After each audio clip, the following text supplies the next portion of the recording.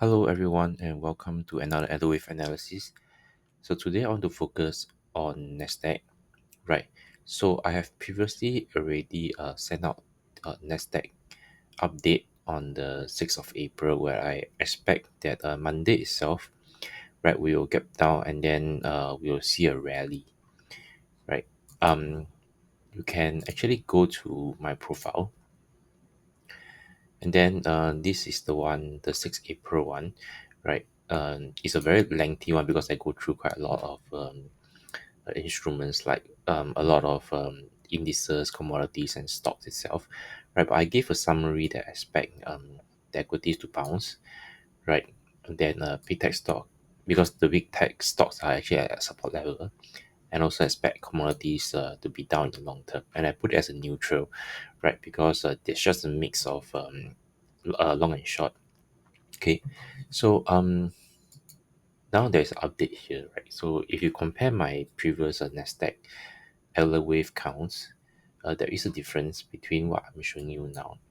So the last time I have this count where it's 1, 2, 3, 4, and then the 5, right? So the fifth wave ends here, right? So there's a five wave down, it ends here, right? That is on the 31st March. Now, uh, what is different is that instead of this being a fifth wave ending, I actually plotted a fifth wave extension now. So the count actually did not change in terms of the degree lower did not change, right? So it's still 1, 2, 3, right? 4 and then 5, right? I think on Sunday itself, right, which is the as of 6th of April, right? What happens is that we are here, right? And I actually also expected a 4, right? And then a final 5, right?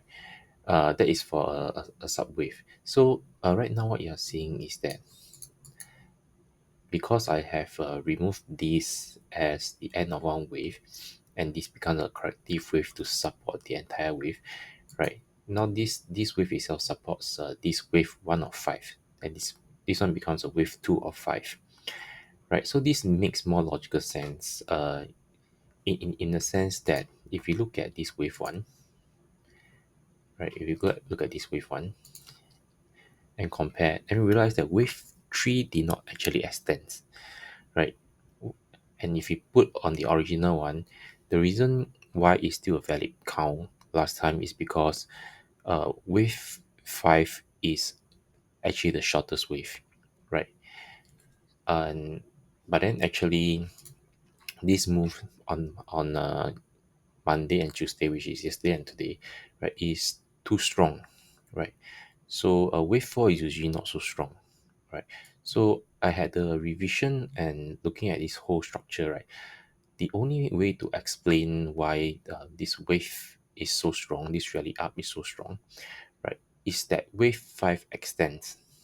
Now, then we need to look at, we need to study wave, this wave, right?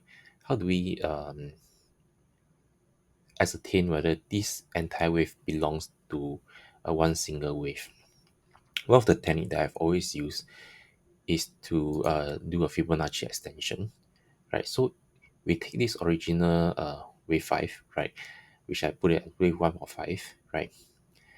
And then using this length, I do an extension to the start of this wave, right, and then towards the end. And I realized that we actually hit this 2.618 extension over here, right? So right, there is a bit of a difference, right? It's not going to make much difference, right?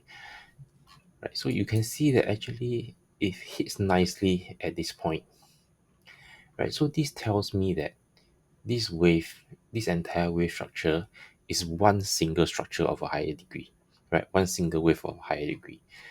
So then this entire move down becomes a 1, 2, 3, 4, 5, and right, this is a fifth wave extension of a wave A, right?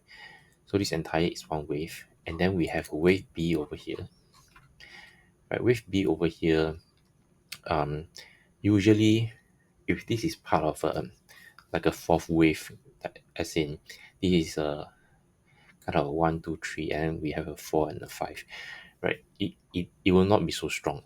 Okay, so this entire move then becomes a wave B.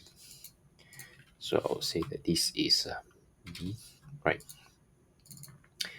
And I will put it as maybe a red color and a bigger one, right?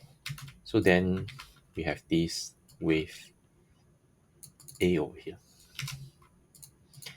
And what's going to happen is now that we are going into a wave C, right? So because I'm here, I'll just say that let's go to a higher time frame to see where will wave C be. Okay. Now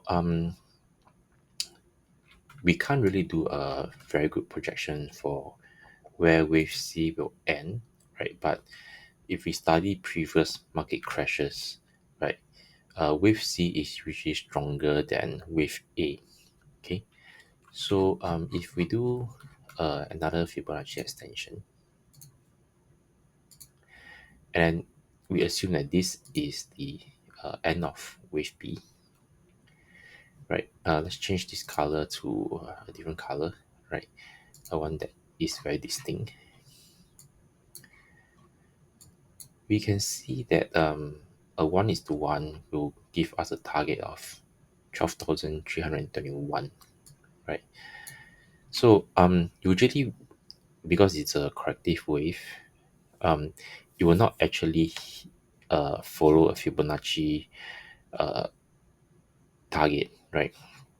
So then the best way is actually to look for a support and resistance, right?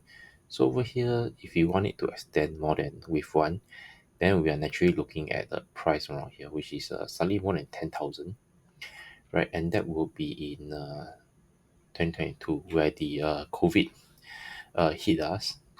Okay, so then we do not want to look at um, dive too much into this for now, right? Because what happens is that we want to see how where is wave one, right?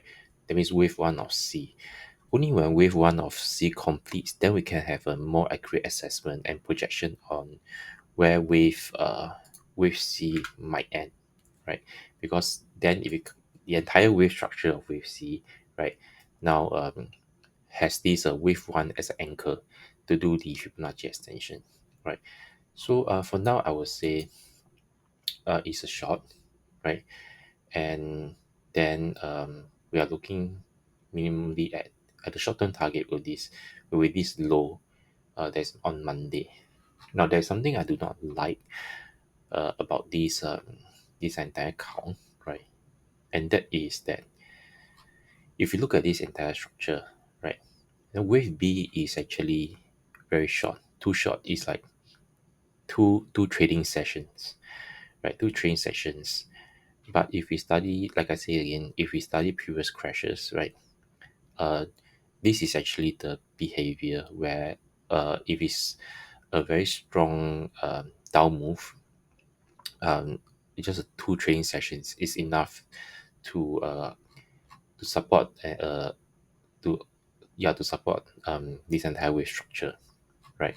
So that's it for now, and I will leave this here, right, to for you to study this again, right?